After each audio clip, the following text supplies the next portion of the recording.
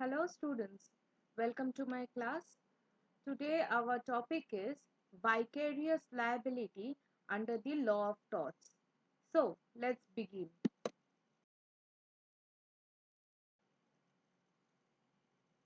Generally, a person is liable for his own wrong. Like if I do something wrong, then the liability is upon me. It's not upon someone else.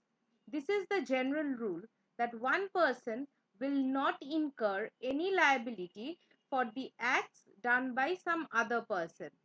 But there are exceptions to this general rule, which tells that there may be certain circumstances where one person incurs the liability for the act of some others.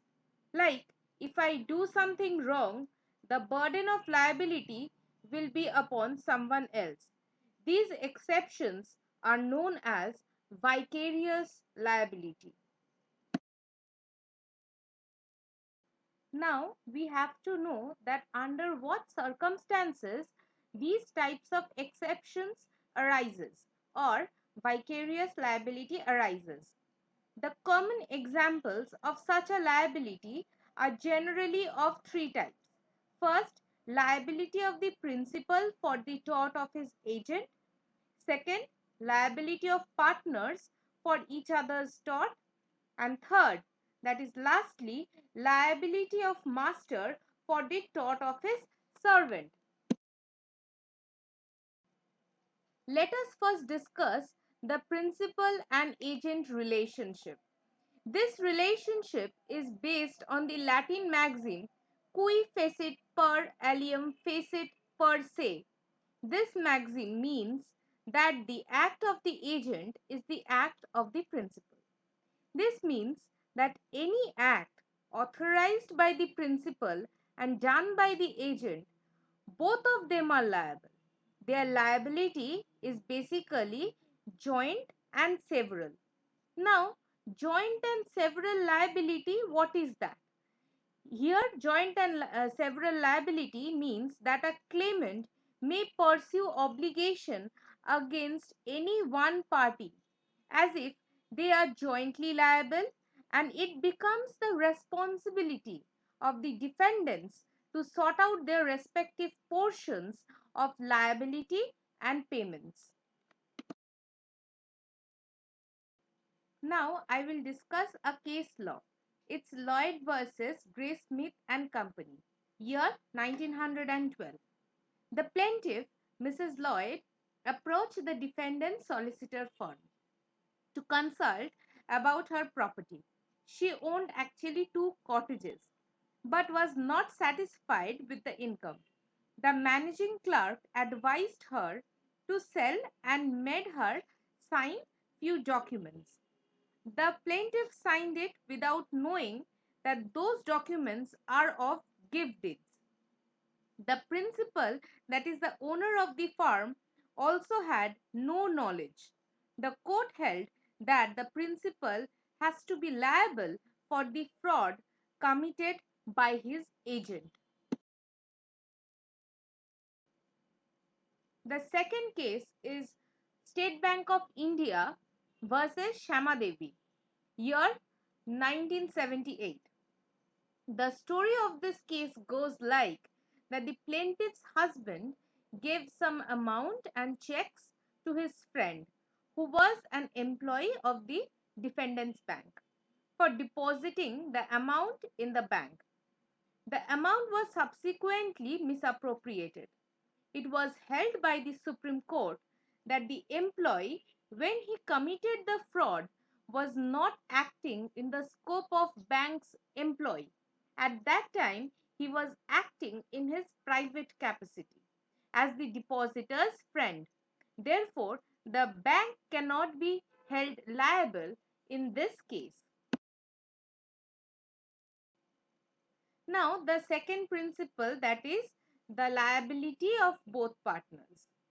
The relationship between partners is similar to that of the principal and agent.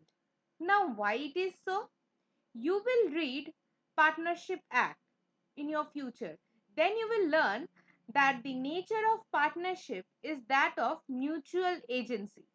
So, the tort committed by any partner in the ordinary course of business of the firm makes all the other partners liable to the same extent as the guilty partner. Thus, it can be portrayed that the liability of partners are joint and several. Now, in this regard, let's discuss a case. It's Hamlin versus Houston and Company, year 1903. In this case, the defendant's firm, that is Houston and Company, consisted of two partners. Out of them, one partner bribed the plaintiff, that is Hamlin's clerk, so that he makes a breach of contract with Hamlin by sharing his business secrets. It was held by the court that both the partners of the firm were liable for the wrongful act committed by one of them. The last one is the master and servant liability.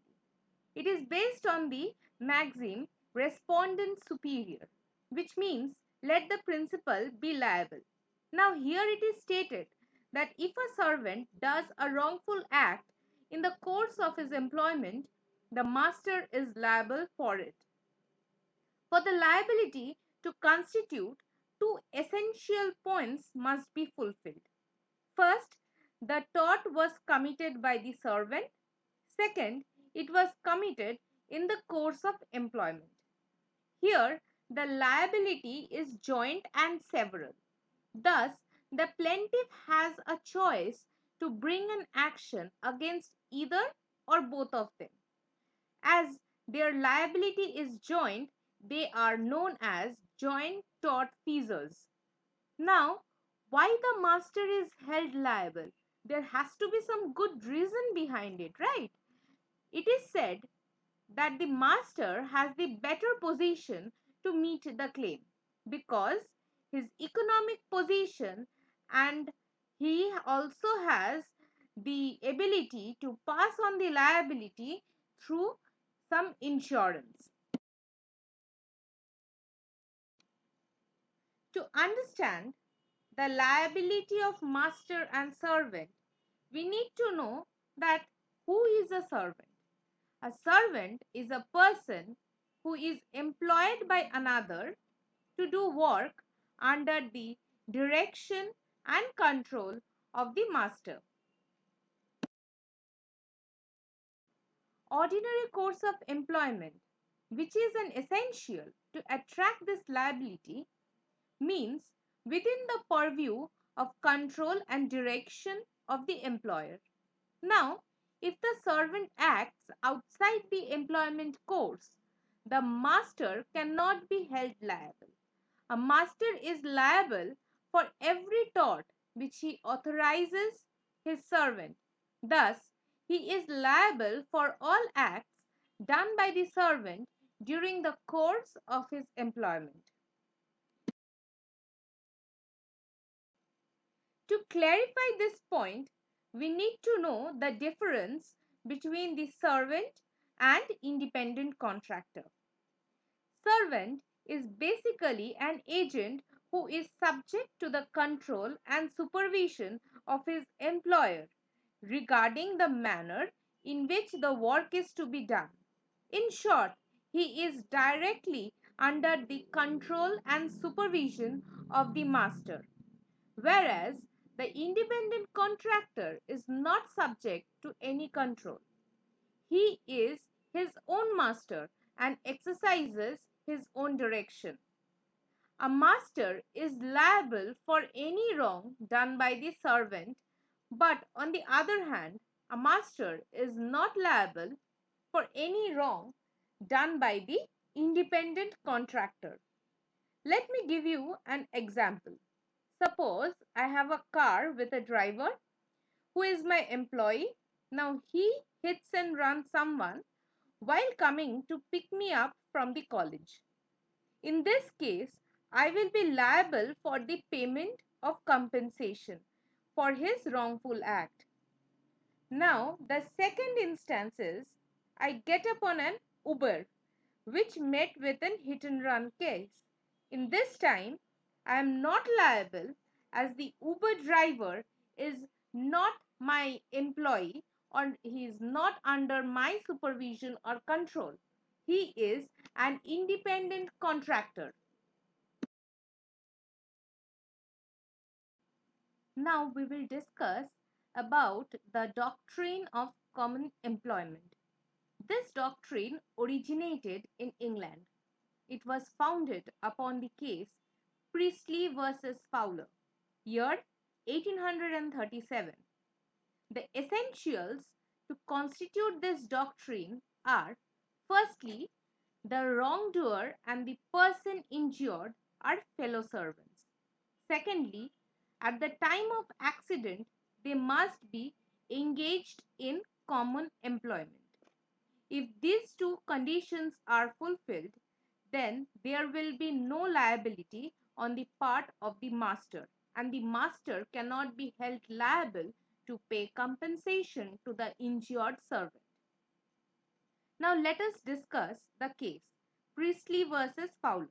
Here, Priestley, the plaintiff, was Fowler's servant who was injured due to breaking down of an overloaded carriage, which carriage was in the charge of another servant of the defendant, that is Fowler. The court held that since both the wrongdoer and the injured person were the servant of the same master, the doctrine of common employment is applicable and the master could not be held liable to pay any sort of compensation.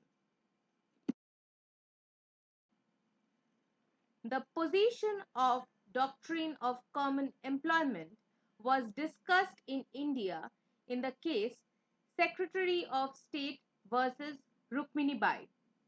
When this case came before the Nagpur court, Chief Justice Stone expressed the view that the rule of common employment was not a safe guide for the decision in India. Thus, this rule is not followed in India.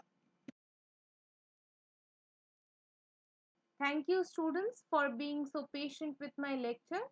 If you have any problem or you want to discuss any point, please write down in the comment section below. Thank you.